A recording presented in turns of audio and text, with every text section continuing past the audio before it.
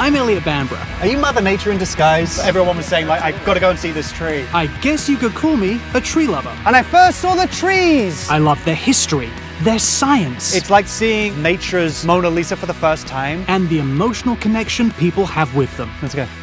And I just started crying. To a tree that survived so much, it really hits you. That's why I'm traveling the country in search of these remarkable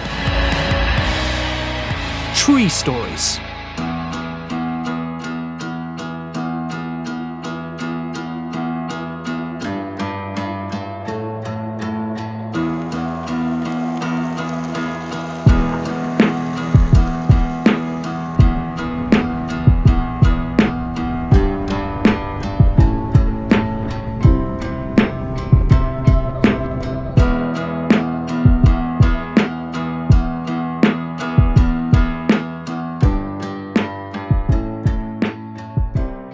Hours or 130 miles north of Phoenix, Arizona is the small community of Skull Valley. Population 800. Although, if you speak to the locals, they'll tell you it's even less than that.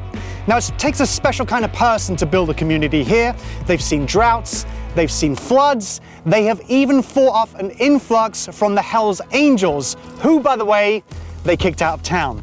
Right on the edge of this town is a marker, a kind of monolith or structure that speaks to the longevity and hardship, but also perseverance the people in this town have. It's a Fremont Cottonwood, and it's the largest and oldest in the whole of the United States. In what felt like a scene from a movie, I stood trying to get my bearings and locate the tree. And then I saw a flock of sheep in the distance, being herded by a young boy on a bicycle. As he got closer, I introduced myself, only to discover that his father was owner of the general store and one of the tree's caretakers. Next 5. You know your cottonwood.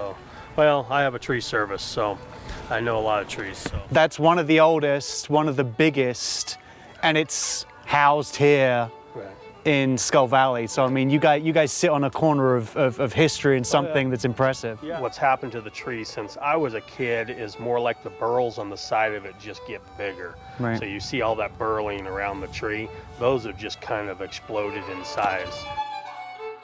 Burls are large, knobby growths on a tree's trunk. Essentially, they're tree cells, or callus tissue that grows in response to an environmental injury or disease. They are not harmful to the tree, but they do certainly chronicle the experiences this tree has had sitting sentinel on a lonely Arizona road. And while the burls themselves aren't a concern, he explained that this storied tree is sadly near the end of its life due to age. So I stopped into the general store to talk to some of the locals and get their thoughts over a cup of coffee and a plate of delicious cinnamon rolls. Not only does Skull Valley have a fascinating history with the name, you know, the amount of people who live here, but also there's a very fascinating tree down the street, a tree that's a marker at the edge of the community and been here for over 100 years. Is there local pride in that tree and the fact that it's been around for so long, and some people like myself come into town just to see it? Oh, I think so. I guess a lot of people, everybody's heard about it, so people drive up there and there's a little plaque there. The hospitality of the locals is intoxicating, but we came here for a reason, so I guess there's no better time than now to go and check out this tree.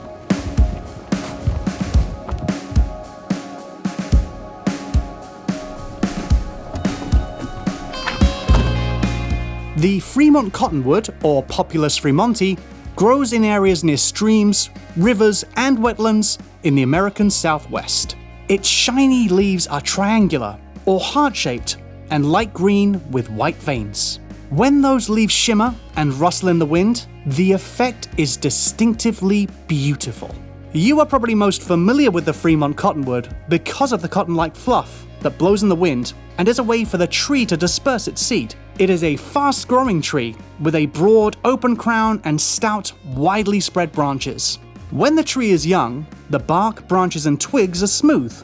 But as the tree ages, the bark becomes deeply furrowed with cracks. The Fremont Cottonwood is also one of the most important plant species to Western wildlife. Beavers use cottonwood for making dams and lodges. Rabbits, deer, elk, and moose feed on the tree's shoots and stems. Turkeys, eagles, owls, and other birds use the cavities in the tree for nesting or roosting. It is itself an anthology, a collection of interconnected stories. There is a significant both physical, mental, and an emotional attachment to this tree with the community.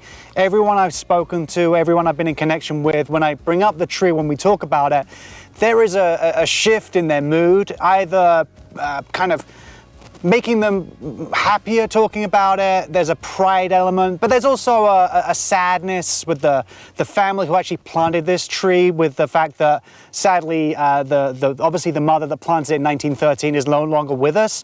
The gentleman who was maintaining the tree, who was on this property, who unfortunately passed away a few years ago, there's a sadness attached to that, but also the fact that it stands here.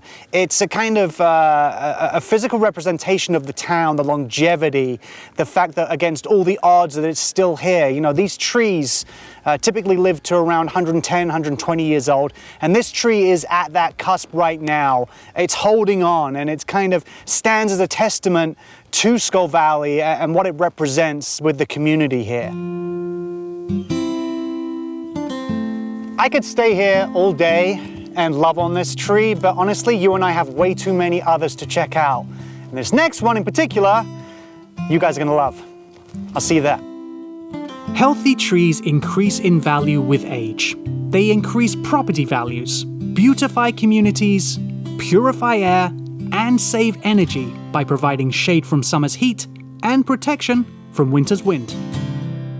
Properly cared for, the trees we plant today could live for hundreds and hundreds of years. And of course, have their own stories to tell.